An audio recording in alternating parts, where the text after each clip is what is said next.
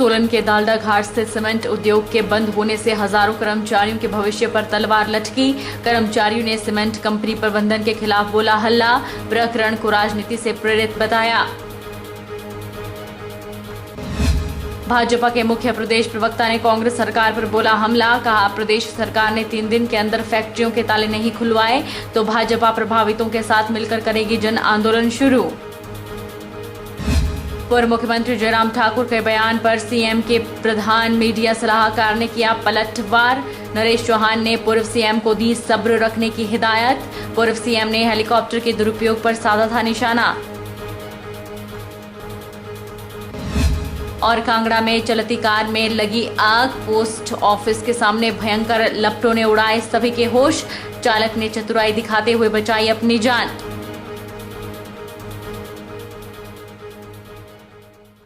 नमस्कार, आप देख रहे हैं 24/7। मैं हूं जनिशा।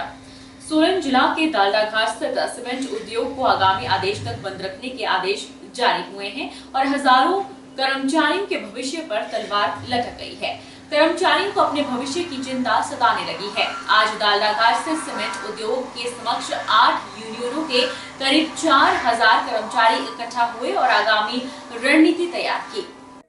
कर्मचारियों ने दालडा घाट स्थित सीमेंट उद्योग प्रबंधन के खिलाफ हल्ला बोला। उद्योग के बाहर 8 यूनियनों के 4000 के करीब कर्मचारी इकट्ठा हुए।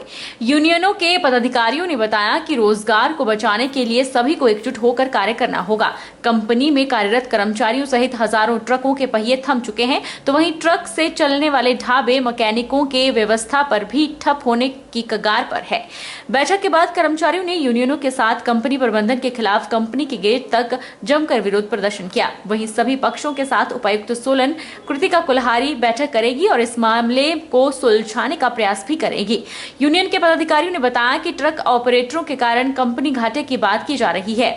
जब पहले स्ट्राइक हुई थी तो सभी किराए उपायुक्त ने तय किए थे और सभी सरकारी गाइडलाइन के हिसाब से ट्रक ऑपरेटर कार्य कर रहे हैं। उन्होंने कहा कि दालडा घाट में ही दुकान पर पहुंचकर सीमेंट महंगा मिलता है और ट्रक का भाड़ा न्यूनतम है। यह तो सरकार, प्रशासन और कंपनी को देखना चाहिए। 1992 में जो एग्रीमेंट हुआ है लैंड यूजर्स के साथ और कंपनी के साथ हुआ है, जिसमें स्थानीय लोगों की सोसाइटीज को प्रायोरिटी पे काम देने की बात हुई है। उसके बाद यदि ट्रांसपोर्ट से रिलेटेड बात की जाए तो ट्रांसपोर्ट सेक्टर में भी हमारा एक मैकेनिज्म बना हुआ है, एक फार्मूला बना हुआ है। कोई भी किराया वृद्धि होती है उस फार्मूले के तहत होती है। ना मेरा फार्मूला है वो, ना वो कंपनी का है, वो हिमाचल सरकार की मध्यस्थता में फार्मूला बना है। जब भी कोई रेट बढ़ता है उस फार्मूले के तहत होता है। आज एक बात देखिए, आज ट्रांसपोर्टर को इस बात के लिए हमें दोष दिया जा रहा है कि ट्रांसपोर्टर की वजह से हिमाचल में सीमेंट महंगा है। आप देखें कि दालडा घाट में मेरे साथ मेरे सहयोगी शुक्ला जी, ये भी डीलर है अंबुजा के और ये पूर्व प्रधान रहे एडीकेम के, यहाँ के जाने माने आदमी हैं। यहाँ से इनकी दुकान 2 किलोमीटर के फासले पे है, लेकिन सीमेंट इनकी दुकान में सबसे महंगा होता है। क्यों? क्योंकि इनको जिस कॉस्ट पे मिल रहा है, ये 2-3 रुपए मिलते होंगे, इनको कमीशन कितनी मिलती है? हमारा किराया 2-2.5 हजार से ज्यादा नहीं है। तो जहाँ सीमेंट बिक रहा है, बन रहा है, उसके आसपास भी जो हमारी ट्रांसपोर्टेशन की कॉस्ट है वो बिल्कुल नेग्लिजिबल है, लेकिन वहाँ सीमेंट महंगा मिल रहा है। आप परमाणु में जाएंगे, बॉर्डर के जो इलाके वहाँ पे जाएंगे, कालका जाएंगे, वहाँ सीमेंट सस्ता है। तो कैसे आप हमारे को दोष दे सकते हैं कि ट्रांसपोर्टर्स की वजह से सीमेंट महंगा है? बरवाड़ा में एसीसी सीमेंट प्लांट को अनिश्चितकाल के लिए बंद करने के आदेश ने ट्रक ऑपरेटर में खलबली मचा दी है। कंपनी के इस निर्णय से बरवाड़ा में माहौल तनावपूर्ण है। ट्रक ऑपरेटरों का गुस्सा अब कभी भी उग्र रूप धारण कर सकता है, जिसे लेकर ट्रक ऑपरेटर शनिवार को रूपरेखा तैयार करेंगे। वहीं ट्रक ऑपरेटर्स ने चेतावनी दी है कि अगर इस मुद्दे को लेकर जल्द ही कोई सकारात्मक कदम नहीं उठाया जाता है तो सभी ट्रक ऑपरेटर, चालक और परिचालकों के साथ मिलकर उपायुक्त कार्यालय बिलासपुर का घेराव करेंगे। आज भी हमारी जो बैठक हुई उसमें कल के बारे में निर्णय लिया गया कि कल हमारे सभी 21 वार्डों के जो भी ऑपरेटर बंद हुए वो कल सुबह सभी हमारे नीचे डिमांड हॉल में इकट्ठे होंगे और सभी लोगों से राय ली जाएगी और उसके बाद अगली रणनीति बनाई जाएगी कि उसके बाद हमने क्या करना है, क्या ना करना है। कल सारे 21 वार्डों के लोग आएंगे और हमारा एक धरना प्रदर्शन होगा। यहाँ से एसीसी गेट तक शांतिपूर्वक हमारा धरना प्रदर्शन रहेगा। अगर बात नहीं बनती है तो उसके बाद हम जिलाधीश महोदय के पास भी बिलासपुर में उपायुक्त कार्यालय में धरना प्रदर्शन करेंगे। और 20 को जो मीटिंग रखी गई है, अगर उसमें भी अगर कोई निर्णय नहीं होता है तो फिर हमारा जो प्रदर्शन होगा वो उग्र होगा। हमारी जो गाड़ियां हम रोड पे लगा देंगे। अभी सुनने में आया है कुछ नालागढ़ की गाड़ियां एसीसी का सीमेंट लेके ऊपर आ रही है, 6-7 गाड़ियां आ रही है। मेरा नालागढ़ के ऑपरेटरों से भी अनुरोध है कि वो अपनी गाड़ियां मत भेजे। कहीं ऐसा ना हो कि वो भी हमारे जैसे ऑपरेटर बंधु है कि कहीं हमारे ऑपरेटर गुस्से में उनकी गाड़ियों को नुकसान ना पहुंचा दे। इसलिए मेरा उनसे भी निवेदन रहेगा कि वो अपनी गाड़ियां या हिमाचल बिलासपुर के लिए मत भेजे। मुख्यमंत्री सुखविंदर सिंह सुक्खू के प्रधान मीडिया सलाहकार नरेश चौहान ने पूर्व मुख्यमंत्री जयराम ठाकुर पर निशाना साधा है। नरेश चौहान ने पूर्व सीएम को सब्र रखने की हिदायत दी। दरअसल जयराम ठाकुर ने कांग्रेस सरकार पर हेलीकॉप्टर के दुरुपयोग को लेकर निशाना साधा था। मुख्यमंत्री सुखविंदर सिंह सुक्खू के प्रधान मीडिया सलाहकार नरेश चौहान ने पूर्व मुख्यमंत्री जयराम ठाकुर पर निशाना साधा है। उन्होंने कहा कि हेलीकॉप्टर उड़ानों को लेकर उनकी चिंता अब दिखी है। अगर 5 वर्ष पहले उनके मन में ऐसे विचार आ जाते तो प्रदेश और यहाँ की जनता का ज्यादा भला होता। उन्होंने कहा कि प्रदेश सरकार ने शपथ ग्रहण समारोह के अवसर पर सरकारी हेलीकॉप्टर का कतई उपयोग नहीं किया और इस दौरान यह अनाडेल में ही रहा।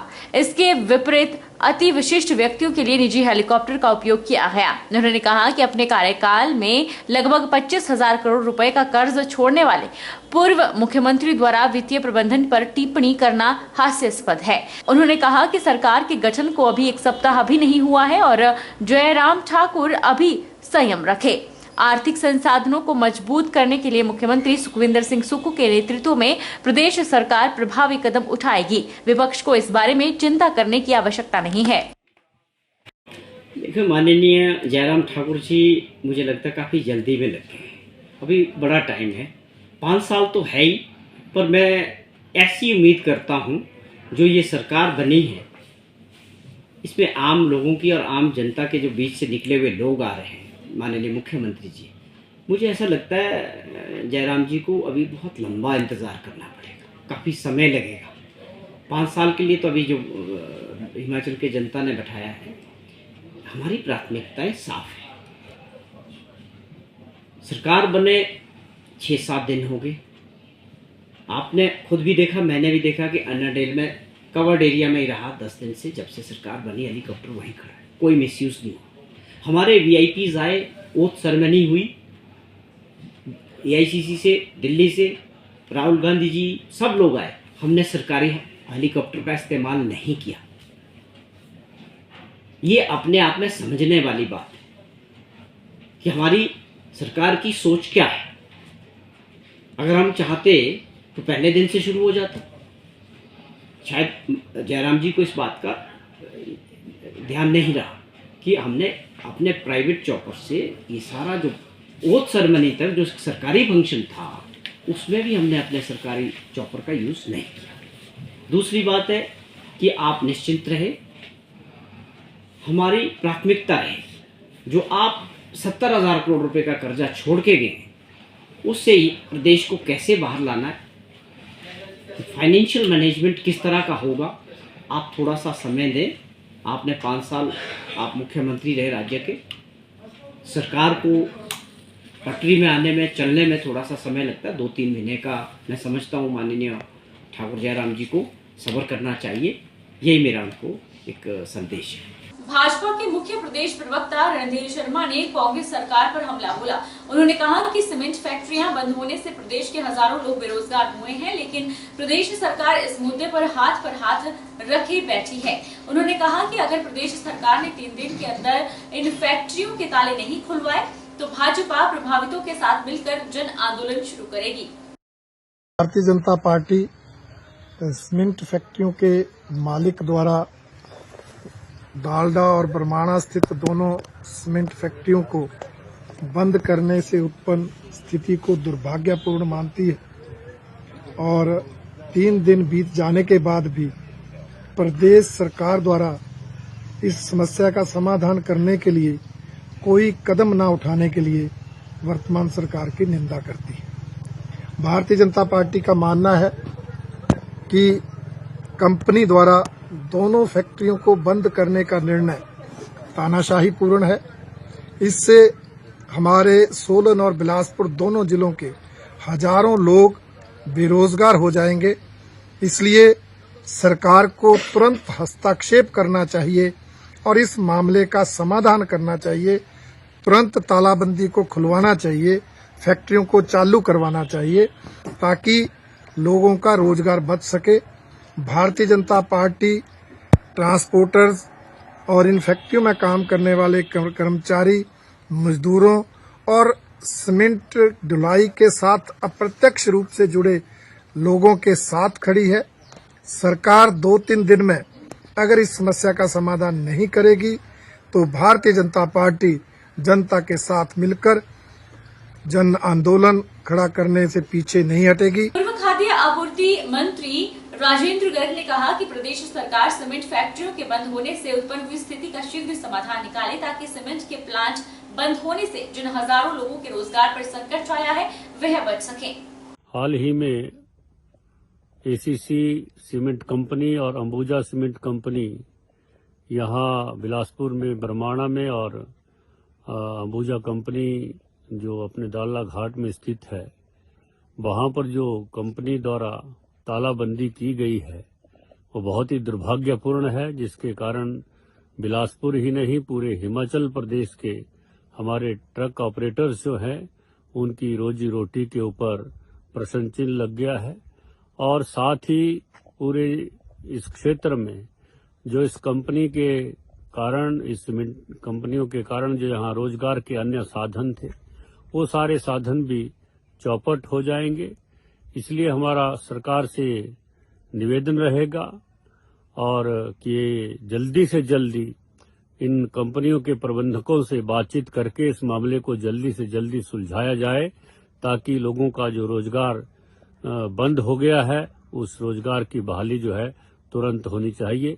और भारतीय जनता पार्टी इस मामले में हमारे समस्त ट्रक ऑपरेटर्स के साथ कंधे से कंधा मिलाकर खड़ी है और जो भी हमको सहायता करने का इसमें आवश्यकता होगी हम पूरी तरह से इन ट्रक ऑपरेटर्स भाइयों के साथ खड़े हैं। एसीसी सीमेंट फैक्ट्री बरमाणा पर तालाबंदी को लेकर कांग्रेस पार्टी के प्रदेश महासचिव बब्बर ठाकुर ने प्रधानमंत्री और भाजपा राष्ट्रीय अध्यक्ष को घेरा है। उन्होंने कहा कि अडानी प्रधानमंत्री और बीजेपी के राष्ट्रीय अध्यक्ष के घनिष्ठ मित्र हैं और यह घटनाक्रम एक सोची समझी साजिश है।